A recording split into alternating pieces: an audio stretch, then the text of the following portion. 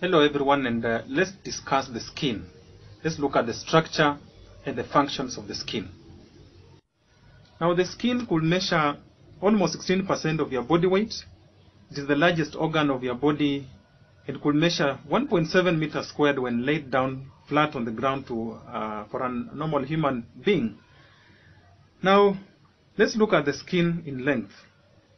The skin has three layers. One, we have the epidermis.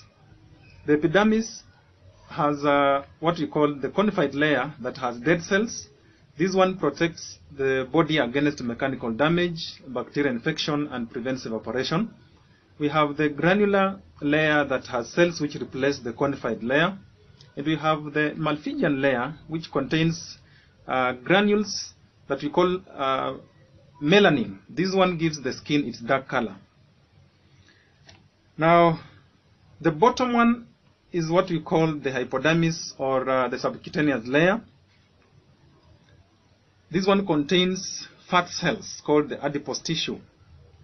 They insulate the body against heat loss. It also provides a channel for blood vessels and nerves to the skin. Now between these two we have what we call the dermis. The dermis has cells which give the skin strength, support, and flexibility. As we age up, cells in the dermis lose strength and flexibility, causing the skin to lose its physical appearance. Now, there are also sensory nerves in the dermis, what we call the receptors, which have a sense to either pressure, pain, or temperature.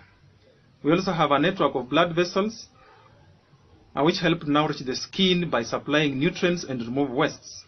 The sebaceous glands produce an oil called sebum, which keeps the skin waterproof and prevents it from drying up.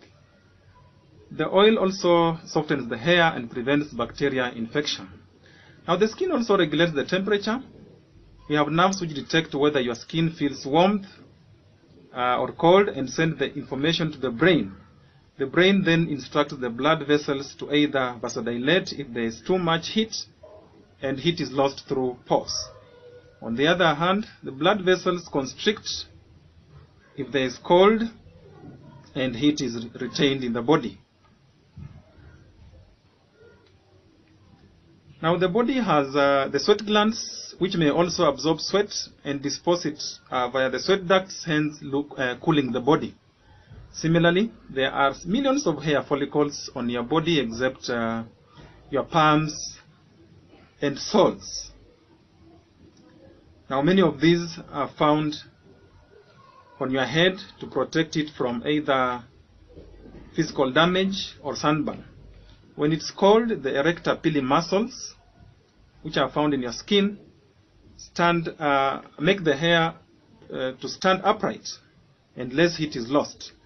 This is the phenomenon called the goosebumps. Now the vice versa happens when it's hot, and that's how the skin functions.